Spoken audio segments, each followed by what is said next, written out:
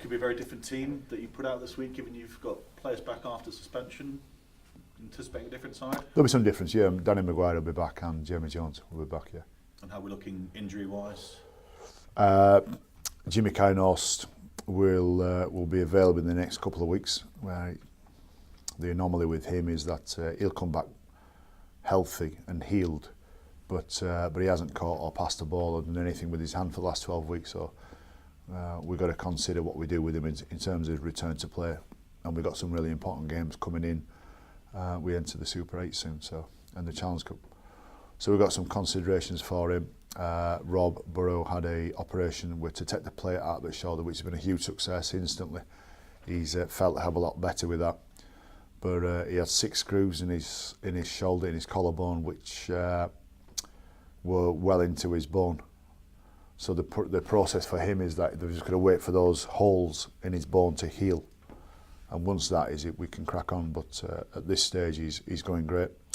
Brett Ferris had an operation on Tuesday and yesterday, and has had a bit of a clean out of his knee, and everything went to plan there. So we're hoping that's going to be anywhere between 3 and 4 weeks. It's been a bit of a luxury having a 10-day turnaround. Have you done anything differently with that time? I haven't finished yet. Beg your pardon? Brett Delaney has still got. He's still rehabbing from his twisted knees. So he's making slow but good progress. And Liam Sutcliffe is going to be at least 2 weeks with a hamstring that he pulled last week in the game against Saints. So we'll miss Liam. Ash Golding's also got the hammy there that he's carrying, and we just got to be really careful how much we're throwing back in. We've done so in the year where we've put him in, and he hasn't really been fit, but he's been functional. He's been able to do a job. And that's what we needed to do at the time. But I think at this stage of the year, we'll just be a bit more cautious with all those hammy injuries. And I think that's it. Does that mean Ash has a chance this week? Or you probably give him He's got a chance. He's got a chance. And if he reports over the next 48 hours in good shape, we'll certainly consider him. He's a fantastic fullback, brilliant defensive fullback, and brings the team a lot of energy. So. I'm keen to get him back in the team, but I don't want this hammy to niggle and carry it through the rest of the year. You may anticipate my next question. You've had a 10-day turnaround. Have you done anything differently, given that often it's just 5 or 6 days between games? Not necessarily at this stage of the year. There's only so much you can do with them, and we learnt this last year that you've got to get your work done in pre-season. So in terms of we look at a schedule of 10 days, we don't slap our hands together and think, right, let's go run them and let's take some work out of them. And quite often at this stage of the year, a bit of recovery and giving the body a chance to heal and getting better, feel better is as important. It was a bit of a patched up side last time out against Saints. That did very well. Jack Walker came in impressed. I've heard, I think Gary said that they want to keep hold of him. Despite interest from elsewhere, really important for the Rhinos to keep hold of emerging young talent? Yeah, that's always the case. And Jack's got a contract offer, and Jack will make his own decision whether he wants to stay with us or not. And if he doesn't, he can go with our best wishes. We'd like to keep him, and I think whether he's a fullback, whether he's a 6, or whether he can play another position on the field, we're always keen to keep good players, and that's the main theme to what we always say about our juniors. And maybe some of our juniors look, and they have done for years with the halfbacks, where they look and say, well, I'm not going to get in front of Danny Maguire, Kevin Seville or Rob Burrow. And that's not always the case, because quite often a player at 17 doesn't look the same, he doesn't run the same, doesn't stand the same they do as 23, 24-year-old. So the message that we always say to our juniors is, don't get wrapped up with the position that you want to play just yet. Stay with us, and we'll have a good time together. So that'll pan itself out. But if he doesn't and he moves on, that's great. We'll move on to some other juniors. We've got some really exciting juniors in our ranks coming through, and there'll be a next wave coming through soon. And a word on Salford. Have you been surprised how they've sustained the challenge through the season? They started really well. Some might have thought they'd petered out a bit, but they're still there. They've done a good job. I think Ian Watson's done and Willie Poaching have done a really good job there. They're a credible unit, and they're very solid. And, we can start coming to the important stage of the year, and I think that'll be a test for them, like every other team, about whether they can maintain that. And obviously, where we are on the league ladder and they are, it's an important game for us. A win would take you outright second. Is that a carrot? Is that something to say to the players? Yeah, it is. Yeah, it is. It's we're always, what you want to be able to do is try and secure top 4.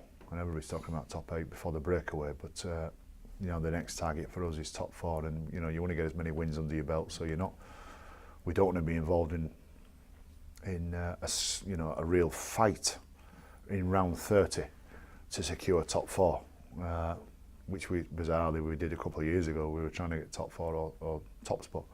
So the aim would be to try and secure top 4 well before the final game. But there's some decent teams in Salford and Wakefield who are breathing down our necks, and Hull who are breathing down our necks, and I'm not counting off Wigan, who I think are going to have a push. I think they'll gather some momentum with a real force as well.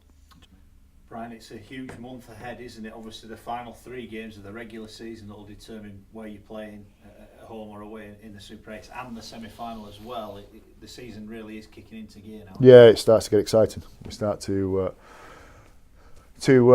start thinking about, well, if we win a couple more, and how many more wins do we need before we get some home fixtures and all that business, and top 4. It starts to get a point of the season where you can start not so much counting down, but you start ticking them off. Is it almost a help that you're playing the teams in and around you at the moment? Because obviously, it's not only if you win 2 points for you, you're taking it off them as well, aren't you? Yeah, I think it could be a significant factor in that. Yeah, we play a Salford this week, and we can go 2 points clear of them should we win.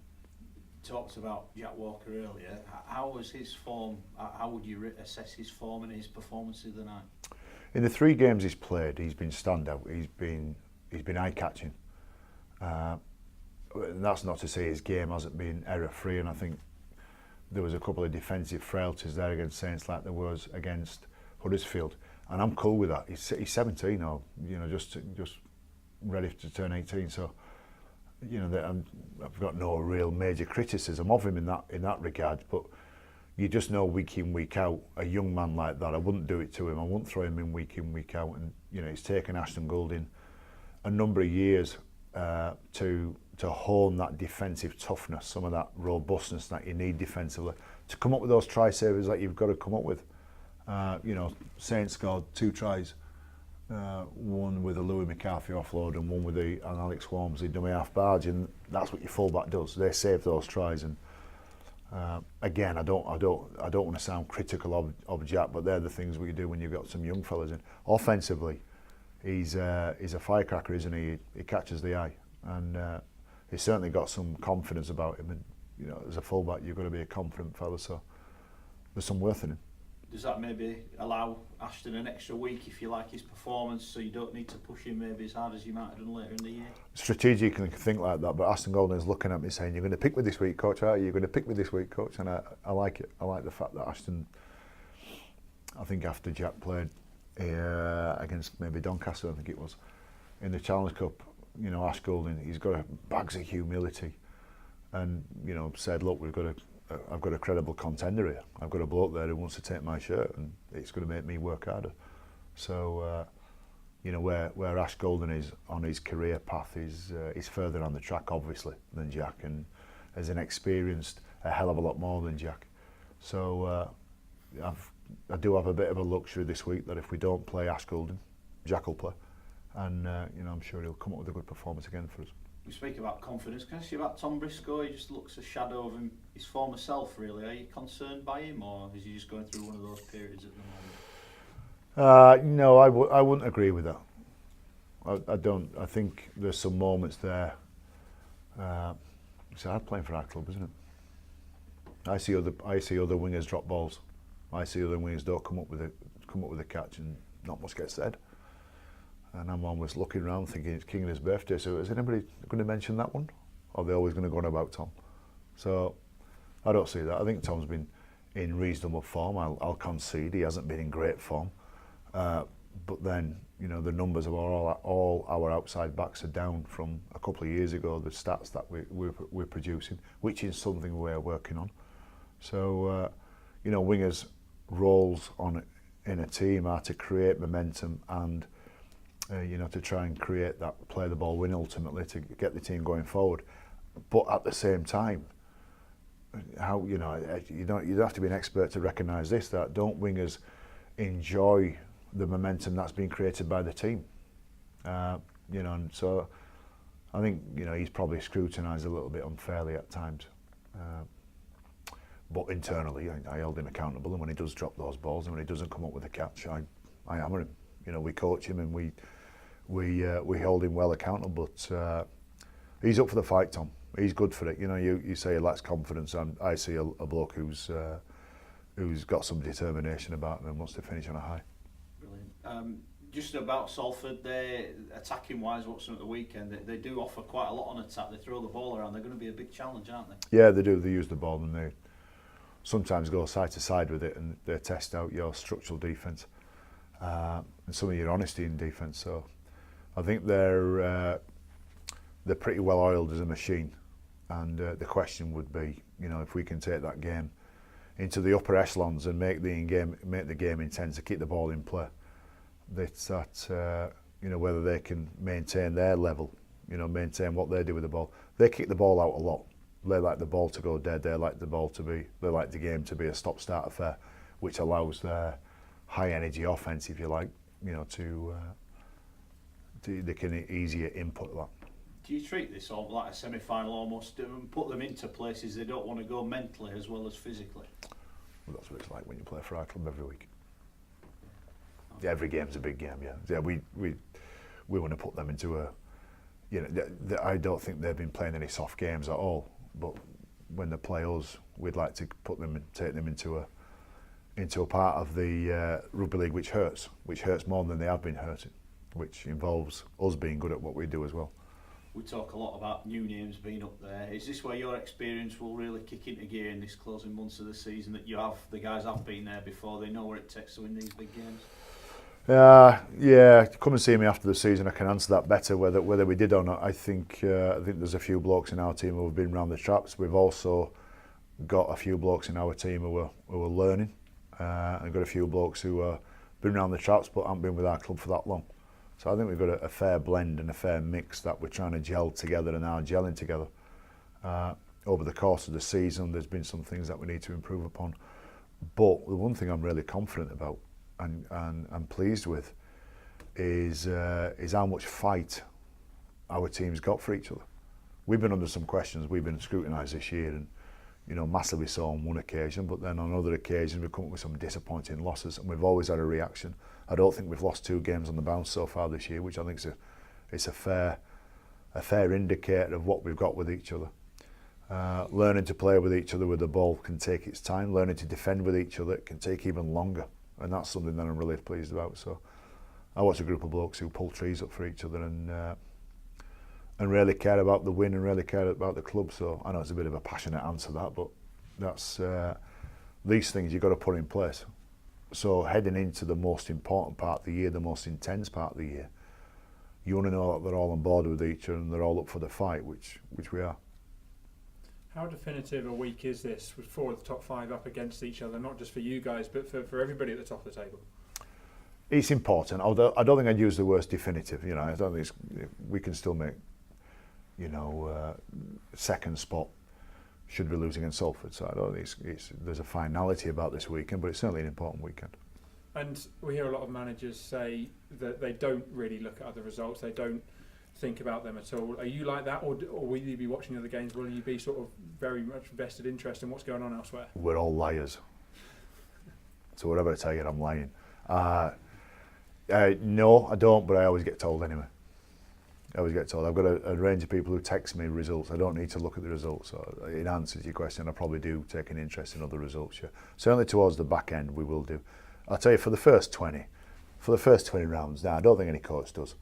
You're just going to make sure, and you might at some stage be floating around 5th, 6th, 7th, and it creates some headlines, and the world's ended for a number of people, and that's when you've got to maintain calm and say, let's just hold on here. We're still going to finish first. So. But I think towards the back end of the year, and certainly these next 10 games, I think there'll be a few more coaches, including myself, who will be interested in what other teams do. Cheers. Do you think, given the circus that was around Salford a few years back, do you think Ian Watson gets the credit he deserves for how he's transformed this team over the last 18 months? I'll tell you what's been impressive. I think I agree. I think there's been a bit of that. I think Marwan Kukash would need some credit for this, in as much as I haven't heard him this year, which I don't tweet on. I'm not on social media, so I don't know if he has been. But I don't think he's needed to. Obviously, his team's in good shape. And he's shown some great leadership, actually, in letting Ian Watson do his stuff. But I think the most significant credit, the important credit I give to Ian is he's had such a big personality of a coach in Tim Sheen's leave last year. And he seems to have picked up the slack straight away. And you would have thought, really, that after such a dominant coach in what Tim Sheen's was, that there had been a period where either Ian Watson's trying to replicate or copy what Tim Sheen's was doing, or he's putting his own stamp on it and not quite getting it right. Well, they've hit the ground running, so there's some great coaching going on there this year.